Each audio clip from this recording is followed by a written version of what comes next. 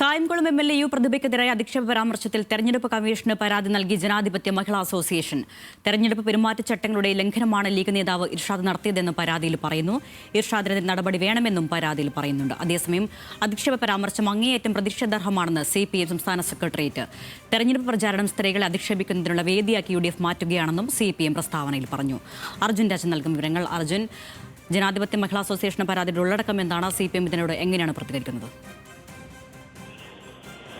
അരുണ്യ, അഖിലേന്ത്യാ ജനാധിപത്യ മഹിളാ അസോസിയേഷന്റെ പ്രസിഡന്റ് ശ്രീമതി ടീച്ചറാണ് തെരഞ്ഞെടുപ്പ് കമ്മീഷന് പരാതി നൽകിയിട്ടുള്ളത്.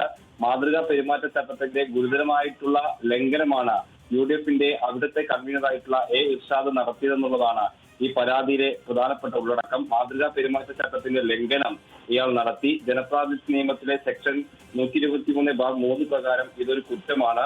സ്ത്രീകളുടെ മാന്യതയെ അപമാനിക്കുന്നതിന് ഭാരതീയ ന്യായ സംഹിത പ്രകാരം ശിക്ഷാർഹമായ കുറ്റം പ്രതി നടത്തി എന്നുള്ളതാണ് ഈ പരാതിയിലെ ഉള്ളടക്കം. അതുകൊണ്ട് കടുത്ത നടപടി ഇർഷാദിനെതിരെ വേണം എന്നുള്ളതാണ് പരാതിയിൽ ജനാധിപത്യ മഹിളാ അസോസിയേഷൻ ആവശ്യപ്പെടുന്നത്.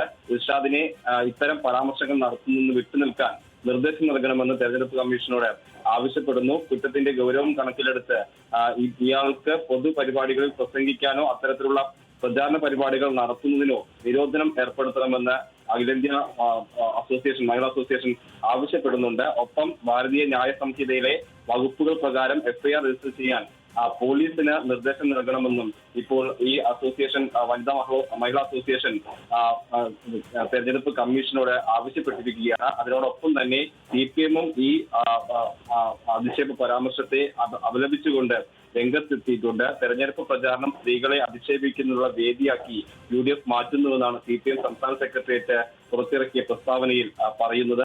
അധിക്ഷേപ പരാമർശങ്ങൾ നടത്തുമ്പോൾ ആ വേദിയിലുണ്ടായിരുന്ന UDF നേതാക്കന്മാർ മിണ്ടാതിരുന്നുവെന്ന വിമർശനമുണ്ട്.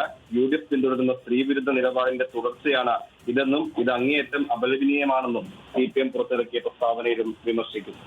ശരി, അർജുൻ രാജാണ് വിവരങ്ങൾ നൽകിയത്.